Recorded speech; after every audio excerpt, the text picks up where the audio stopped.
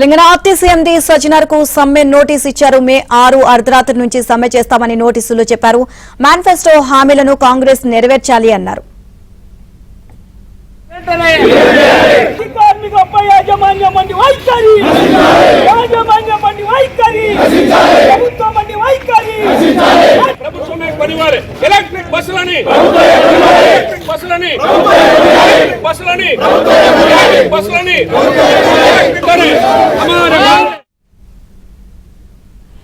Telangana RTC MD Sajjanar కు సమ్మె notice ఇచ్చారు. మే 6 అర్ధరాత్రి నుంచి సమ్మె చేస్తామని నోటీసులో చెప్పడం జరిగింది. అలాగే మేనిఫెస్టో హామీలను కాంగ్రెస్ నెరవేర్చాలి అని చెప్పేసి కూడా వారు డిమాండ్ చేస్తున్నారు. దీనికి సంబంధించి మరిన్ని అప్డేట్స్ మా కరెస్పాండెంట్ నుమాన్ అడిగి తెలుసుకుందాం. నుమాన్,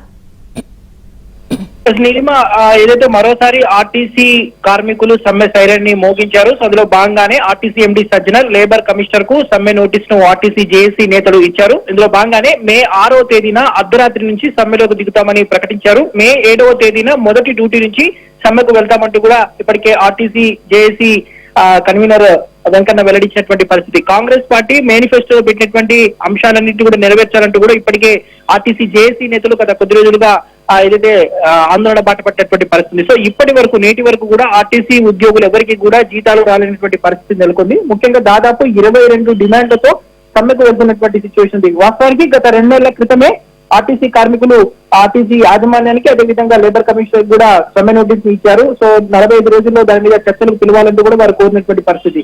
అయినప్పటికీ కూడా ఆర్టీసీ యాజమాన్యం నుంచి ఎలాంటి స్పందన రాకపోవడంతో తాజాగా మరోసారి లేబర్ కమిషనర్ తో పాటు ఆర్టీసీ ఎండీ సజ్జనర్ కు ఏదైతే నోటీస్ ఇచ్చినటువంటి పరిస్థితి. ఈ నోటీస్ లో ప్రధానంగా ఆర్టీసీని ప్రభుత్వంలో విలీనం చేయడంతో పాటు ఎన్నో ఏళ్లుగా ఆర్టీసీలో పెండింగ్ లో ఉన్నటువంటి దాదాపు 22 అంశాలను కూడా ఇందులో పొందపరిచినటువంటి పరిస్థితి. సో ఎన్నికల సమయంలో ఇచ్చినటువంటి వాగ్దానాలన్నీ కూడా నెరవేర్చాలని కూడా ప్రధానంగా ఆర్టీసీ జేఏసీ నేతలు డిమాండ్ చేస్తున్నారు. ఈ నేపథ్యంలో ఇవన్నీ కూడా నెరవేరకపోయినా తమకు ఇంకా దాదాపు 2 నెలల సమయం ఉంది.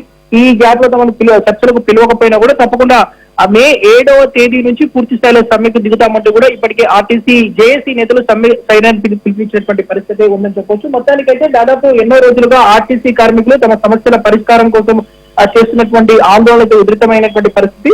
సో మనం ప్రస్తుతం ఏజెన్సీలో కూడా చూస్తున్నాము. ఆ లేబర్ కమిషనర్ కార్యాలయం ముందు పెద్ద ఎత్తున ఆర్టీసీ జేఏసీ నేతలందరూ కూడా చేరుకుని సమ్మె నోటీస్ ఇచ్చిన తర్వాత అక్కడ ఆందోళన దిగినటువంటి పరిస్థితి ఉందని చెప్పొచ్చు. మే 7వ తేదీ నుంచి ఆర్టీసీ జేఏసీ నేతలంతా కూడా సమ్మెలోకి వెళ్తామని ప్రకటించినటువంటి సిచ్యువేషన్ అయితే ఉందని చెప్పొచ్చు.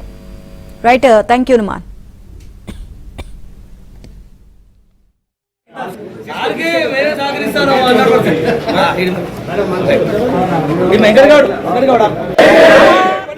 ఎలక్ట్రిక్ బస్సులని